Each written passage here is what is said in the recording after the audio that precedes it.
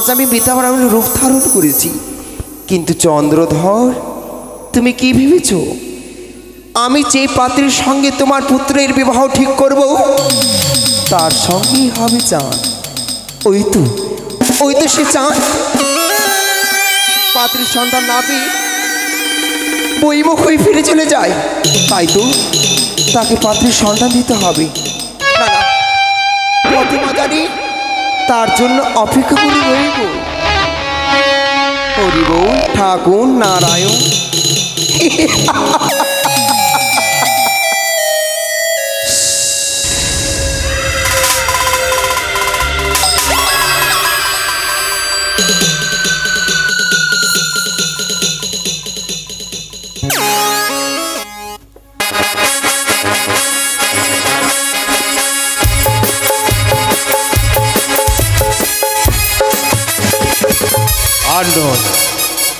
আর নই সংকল্প করেছি মনে, ফিরে যাব নিজ দেশে।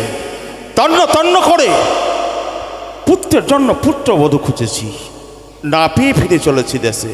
তাই মাধব ভাট্ট বয়স্ক মানুষ, জানি না সে পেছনে কোথায় রইল। ও মাধব ভাট্ট, আরে পিছিয়ে পড়ো না, এগিয়ে এসো, ফিরে যাবো যে মোরা দেশে।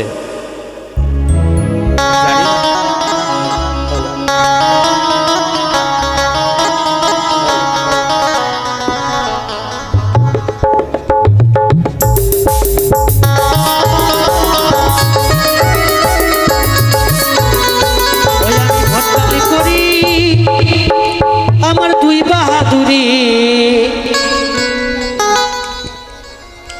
ওরা চোখে ছুরির বিহাতাও দিতে পারি।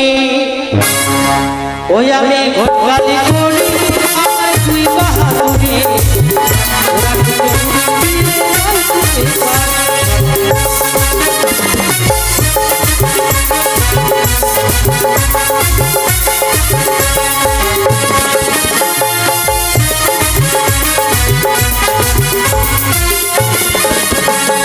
ঘটকালি করি তুই বাহাদুরি ওরা চোখে ছুরির বিহাতাও দিতে পারি।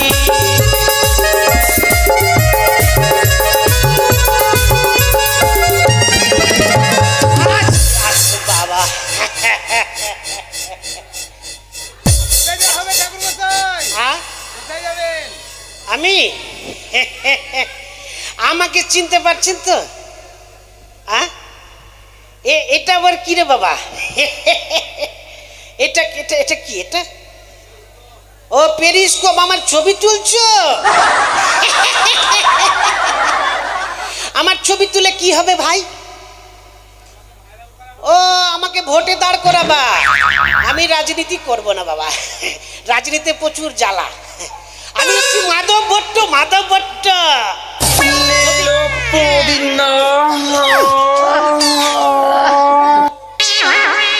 মানে যদি গ্রামে গঞ্জে ছেলে মেয়ের বিয়ে না হয় তাহলে আমার কাছে আসবে, আমি তাড়াতাড়ি বিয়ে দিব। আছে নাকি এই গ্রামে? এই যে উজ্জ্বল নাই, উজ্জ্বল বিকাশ আর উজ্জ্বল নাই, ওর শালির বিয়ে হচ্ছে না। আর বিকাশের একটা শালি আছে ঋতুপর্ণা, আমি ওকে লাইন মারতাম, কিন্তু এক মানে বিশাল একটা গন্ডগোল, আমাকে তাল গাছে উঠিয়ে তাল গাছের ওখান থেকে ফেলে দিয়েছে। ওই জন্য আমার কোমরটা বাঁকা হয়ে গেছে। ও মাধব ভাট্ট, নমস্কার নমস্কার নমস্কার। আরে নমস্কার। আপনি ডাক দিচ্ছিলেন? আরে পথে মাঝে কোথায় থেকে গেছিলে? শুনতে পাচ্ছি ভোটে উঠবেন আপনি? না না, আমি এখন ভোটে দাঁড়াবো না। আরে মশাই, হ্যাঁ আমি পুত্র বিয়ে দেবা বলে হ্যাঁ সঙ্গ করে নিয়ে এলাম, আর পেছনে নাকি ওই জনসাধারণের কাছে গিয়ে ভোট চাইছেন আপনি? ভোট আমি চাইনি, ভোট নিব, মানে সামনে ঠান্ডা আসছে কি না, একটা ভোট নিয়ে নেব। ঠান্ডাতে ভোট কি করবেন? গায়ে দিব। আই ঠাকুর, এই মাধব ভাট্টুকে নিয়ে আর পারা যাবে না। ভোট গায়ে দেয়, আরে ভোট সরকার তৈরি করে, সরকার নির্মাণ করে। এনে আমার নানি নাই, নানি ও ভোটই বলছে, ভোটিয়া ভোটিয়া। ও কেথা, আর বিলম্ব করতে হবে না, ভাবছি ভোট। চলো এগিয়ে চলো, চলেন তাহলে চলেন। জয় শ্রী নারায়ণ রাধিলা রাধে রাধে হরি বল। সদাগর মশাই, এই যে মনে হয় আমার জন্য মনে হয় এসছে।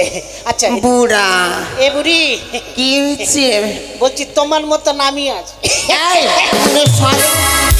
হরি বল ঠাকুর নারায়ণ। দেখছেন, ঠিক মতো হরি বলো বলতে পারে না। আচ্ছা বলো তো মা, হ্যাঁ, আজ আমরা ছুটে চলেছিলাম এই পথ দিয়ে, পথ রুদ্ধ করে দাঁড়ালে কেন? হ্যাঁ, এ কি বাছা, কি হয়েছে বাছা? তোমার বদনে খানাতে দুশ্চিন্তার ছায়া কেন? ও, আজ আমার বদনে দুশ্চিন্তার ছায়া দেখতে পাচ্ছ মা? জানো মা, এই দুশ্চিন্তার কারণ কি? আজ পুত্র বিয়ে দেব বলে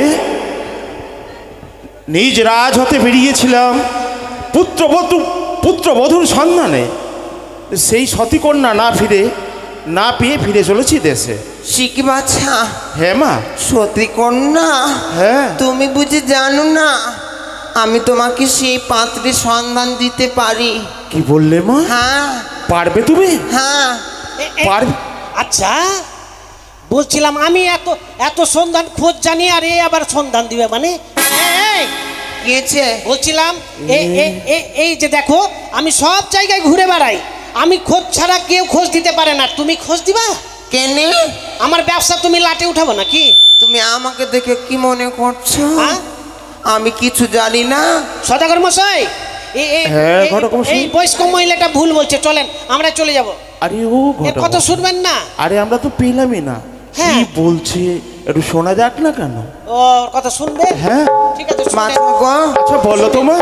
অদূরে দেখতে পাওয়া যায় ছয় ঘাটি। হ্যাঁ হ্যাঁ, ওই তো দেখা সেখানে যায়। অনেক সুন্দর সুন্দর রমণী স্নান করতে আছে গো বাছা। হ্যাঁ। সেখানে একটি রয়েছে সতী নালী। সে যদি আকাশের দিকে তাকায়, বৃষ্টি ঝালে, মলা গাছে ফুল ফোটে। আচ্ছা, এ কি শোনা নে মা, এ তোই সে সতী। যদি নয়ন মেলি চাই, ওই মৃত্যু বৃক্ষতে পুষ্প পুষ্পরিত হয়। হ্যাঁ, তবে মা, ওই যে দেখা যায় ছয় ঘাটি, সেখানে গেলে সেই সতী রমণীর সঙ্গে সাক্ষাৎ হবে। কিন্তু হবে বলতে বাছা। পারো মা, ওখানে তো শত শত রমণীরা স্নান করার তোড়ে আসবে। যদি আমরা সেইখানে পুরুষ মানুষ যাই, তবে জানি না, হয়তো আমাদের কাছে লালছনা দেবে, গঞ্জনা দেবে, আমার হয়তো অপমানিত হতে পারে। মাছা গো, হ্যাঁ মা। অদূরে দেখতে পাওয়া যায় না পাশে একটা বটবৃক্ষ গাছ? হ্যাঁ হ্যাঁ, ওই তো। সেখানে বসে থাকবে। হ্যাঁ।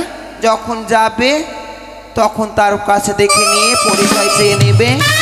আচ্ছা বললে সত্যই মা, নাই এই বড় বৃক্ষতলায় বসে থাকবো।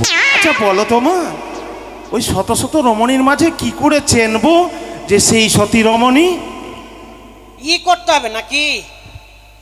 তোমার হাতে ওটা কি দেখতে পাওয়া যায় বাচ্চা? নেবে মা? না বাচ্চা, নিব না। এইটা তোমার ভালো হবে না না, নেব না। কেন? তুমি জানো না পুরুষের হাতের লাঠি মেয়েদেরকে নিতে নাই। জানো মা, এটা হচ্ছে মা ভবানীর দেওয়া হেতাল যষ্টি। তাই আমার হস্তে রয়েছে সর্বদা সর্বক্ষণ আত্মরক্ষার জন্য। এই হেতাল যষ্টি দিয়ে কি হবে মা? ওই হস্তির হেতাল রষ্টি প্রথম আজারে ফেলে রাখবি। হ্যাঁ। যে থাকবে সতী তাকে লঙ্ঘন করবি না, আর যে থাকবে অসতী তাকে লঙ্ঘন করবে। বেশ বেশ, অতি উত্তম যুক্তি। এই হেতাল যষ্টি প্রথমাজে রেখে দেব, সতীকন্যা থাকলে লঙ্ঘন করবে না, তাই না মা? সদাগর মশাই, হ্যাঁ। আসি বাচ্চা। বলছি ওটা ফেললে আর এটা ফেললে হবে না? তোমার বকরি চারানো লাঠিলে কিছু হইবে? বলছে আমি এটা লাগবে যে বকরি চড়াতে। শুনলে বাধা মাত্র। তবে বাছা গো, হ্যাঁ মা। অদূরে বটবৃক্ষ গাছের তলায় বসে থাকো। বেশ, বেশ। কতক্ষণ থাকবো? যাও থাকো। ঠিক আছে, চলেন চলেন। হরি বল ঠাকুর নারায়ণ। যখন আমরা তো ফিরেই যাবো দেশে, হ্যাঁ। পথ চলতে চলতে হয়েছ ক্লান্ত, চলো না ওই বড় বৃক্ষতলায় বসি। চলেন। চলো এসো। চলেন। জয় মা দুর্গা, জয় মা ভবানী। আরে এগিয়ে চলো, ওই দেখো বড় বৃক্ষতলা, এগিয়ে চলো।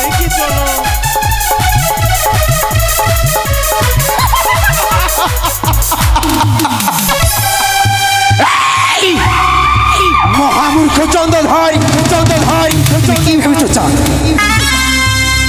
এই চালাময় মনসা এই পাতালে বাসিনী মনসা মনসা যতদিন যা চেয়েছে তাই করেছে চাঁদ তোমার সম্মুখে আমি বৃদ্ধাব্রাহ্মণের রূপ ধারণ করে গেছিলাম চাঁদ তুমি চিনতে পারোনি তাই তুমি এত গর্ব তুমি না সেই কোটিশ্বরের পুত্র আমার পিতার প্রধান ভক্ত তুমি বড় অহংকার করো চাঁদ কিন্তু দেখো তোমার সম্মুখে দেখতে পেয়েও তুমি চিনতে পারোনি চাঁদ তুমি হেরে গেছো চাঁদ হেরে গেছো চাঁদ এই পাতালবাসীর মনুষ্য তোমার সকল আশাকে ব্যর্থ করবে চাঁদ আমার কথা অনুসারে সেই বেহুলার সঙ্গেই হবে তার বিবাহ সেই বেহুলার সঙ্গেই হবে তোমার সাক্ষাৎ দেখি কি ভুল করতে চলেছি আমি আর যদি বেহুলার গায়ে সেই ধুলো করা না দিই তাকে যদি 6 গাড়ি দিলে আনে যদি পরীক্ষা করি